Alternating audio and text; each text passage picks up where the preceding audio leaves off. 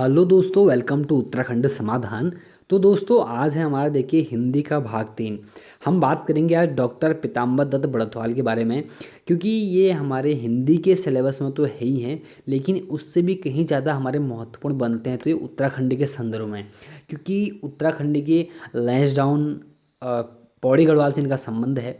तो कहीं ना कहीं हमें ये एक महत्वपूर्ण व्यक्ति होते हैं हमारे हिंदी या मैंने बोल दिया कि उत्तराखंड दोनों की तरफ से। तो चलो शुरू करते हैं, जानते हैं आज डॉक्टर पीताम्बर दत्त बड़थवाल के बारे में।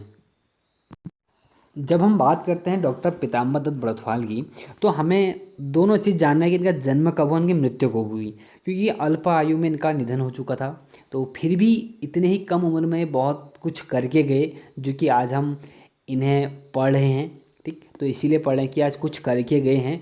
तो बात करते हैं डॉक्टर पीताम्बर दत्त बड़थवाल, इनका पूरा नाम था। और जन्म जो इनका हुआ था 13 दिसंबर 1901 को हुआ था। कहीं कहीं पर आपको दोस्तों इनकी डेट में कन्फ्यूजन मिलेगा, लेकिन यह है कि आप 1901 जरूर याद कर लें। और मृत्यु पर भी इनका थोड़ा डेट का कंफर्म मिलता नहीं है, कहीं पर 27 जुलाई है, कहीं पर 24 जुलाई है। फिर भी आप 24 जुलाई ही याद करें। और 1944 में क्या इनका देहांत हो चुका था।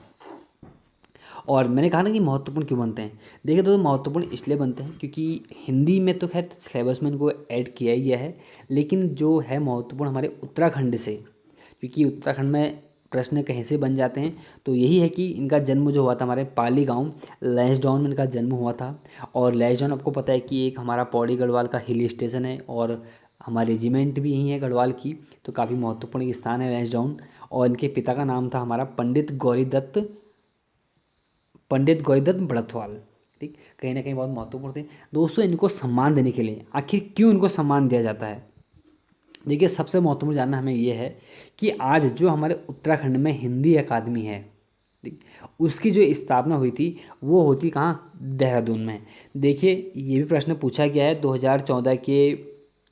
2014 में एग्ज़ाम हुआ था। अभी मेरा एक सीरीज और चल रही है प्रीवियस एग्जाम करके ना, सारे मैं पेपर सॉल्व कराऊंगा आपको वहाँ पर। तो वहाँ पर आपको देखने को जरूर मिलेंगे। तो वहाँ पर प्रश्न आ चुका था कि उत्तराखंड हिंदी अकादमी कहाँ है करके। तो दोस्तों ये हमारे देहरादून में है। और जब बात करते हैं कि उत्तराखंड हिंदी अकादमी की स्थापना तो हुई थी 24 फरवरी 2010 को। ये काफ़ी महत्वपूर्ण डेट है, क्योंकि इसी दिन उत्तराखंड भाषा संस्थान की भी स्थापना हुई थी और साथ में उत्तराखंड हिंदी अकादमी की स्थापना भी हुई थी। लेकिन जो होता नहीं, घोषणा कब हुई थी, तो घोषणा दोस्तों 2009 में हो चुकी थी, लेकिन स्थापना यहाँ पर पूछा गया तो स्थापना हुई थी 24 फरवरी 2010 में। ठीक, और घोषणा मैंने बोल दिया 2009 में। और बात करते हैं कि जो आज हिंदी अकादमी हमारा है ना, जो देहरादून में हिंदी अकादमी मौजूद है, वो महत्वपूर्ण इसलिए है क्योंकि उस हिंदी अकादमी का जो नाम रखा गया है हमारे डॉक्टर पीताम्बर दत्त बड़थवाल के नाम पे रखा गया है। आपसे प्रश्न ये पूछा जाएगा कि जो उत्तराखंडी हिंदी अकादमी है उसके आगे पीताम्बर दत्त बड़थवाल कब जोड़ा गया शब्द, तो दोस्तों ये जोड़ा गया 2011 में। क्योंकि काफ़ी महत्वपूर्ण व्यक्ति हैं तो इनको सम्मान देने के लिए हमारी हिंदी अकादमी का नाम क्या रखा गया है, पीताम्बर दत्त बड़थवाल रखा गया है। और क्यों क्यों हैं आगे जानते हैं, क्योंकि और बहुत महत्वपूर्ण व्यक्ति हैं। क्योंकि दोस्तों इन्हें 1933 में ना हिंदी विषय से डॉक्टरेट की डिग्री पाने वाले प्रथम व्यक्ति थे। इसीलिए दोस्तों हमारे हिंदी अकादमी का नाम इनके नाम पर रखा जाता है। और इनका एक हमारा अंग्रेजी में पहला इनका अपना शोध ग्रंथ था, जिसको हम द निर्गुण स्कूल ऑफ हिंदी प्रोएटी 1931 में इन्होंने ये अपना एक ग्रंथ लिखा था। इसको हम जानते हैं द निर्गुण स्कूल ऑफ हिंदी प्रोएटी। तो ये भी एग्जाम पूछा गया एक बार किसकी है क्या है, तो ध्यान रखना पीताम्बर दत्त बड़थवाल की।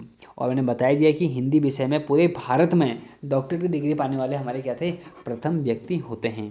और वो सन होता है 1933 का। अब रचनाएं तो फटाफट जानेंगे, क्योंकि महत्वपूर्ण तो एक कुछ मैंने बता दिया आपको। रचनाएं जो इनकी हैं वो एक जो प्रमुख रचना की गद्य सौरभ, जो कि आपको याद करनी है। और हिंदी के अतिरिक्त इनके अंग्रेजी में भी उन्होंने कुछ श्रेष्ठ साहित्यिक निबंध लिखे हैं, जैसे मिस्ट्रिजिज्म इन हिंदी प्रोएटी और मिस्ट्रिसिज्म इन कबीर विशेष उल्लेखनीय इनके काफ़ी महत्वपूर्ण हैं। ये दो के दो आप याद रख लें अगर होते हैं तो। और उसके बाद दोस्तों इनके शोध लेखों और निबंधों के अतिरिक्त भी इन्होंने प्राणायाम विज्ञान और कला तथा ध्यान से आत्म चिकित्सा जैसे पुस्तकें लिखकर प्राकृतिक चिकित्सा और योग प्रणाली में अपनी रुचि प्रकट की।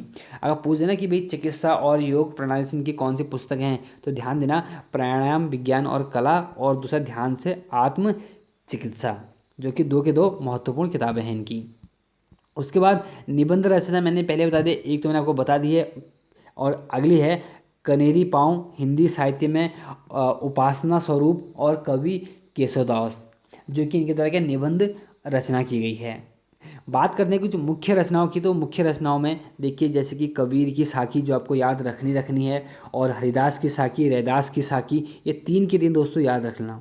ठीक, कबीर, रैदास और हरिदास, मुझे लगता है आपको याद भी हो जाएंगे, क्योंकि कबीर, रैदास और हरिदास करके, और एक और महत्वपूर्ण रूपक रहस्य।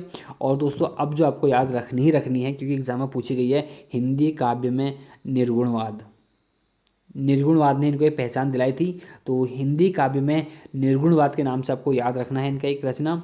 और गद्य सौरभ मैंने आपको पहले ही बता दी है जो मुख्य रचना इनकी है, और गोस्वामी तुलसीदास, गोरखवाणी, सर्वागी और सेवा सदन, ये कुछ महत्वपूर्ण है, लेकिन सबसे महत्वपूर्ण जो हमारी कौन सी, हिंदी काव्य में निर्गुणवाद और गद्य सौरभ। बाकी ये तो 3 याद रखना, कबीर की साखी, रैदास की साखी और हरिदास की साखी।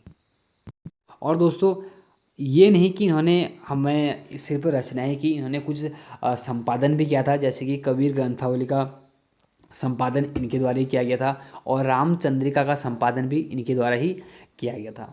और महत्वपूर्ण ये भी है कि जब ये पढ़ाई कर रहे थे ना कानपुर से, तो इस समय पर इन्होंने एक हिलमैन का संपादन किया था, काफ़ी महत्वपूर्ण दोस्तों।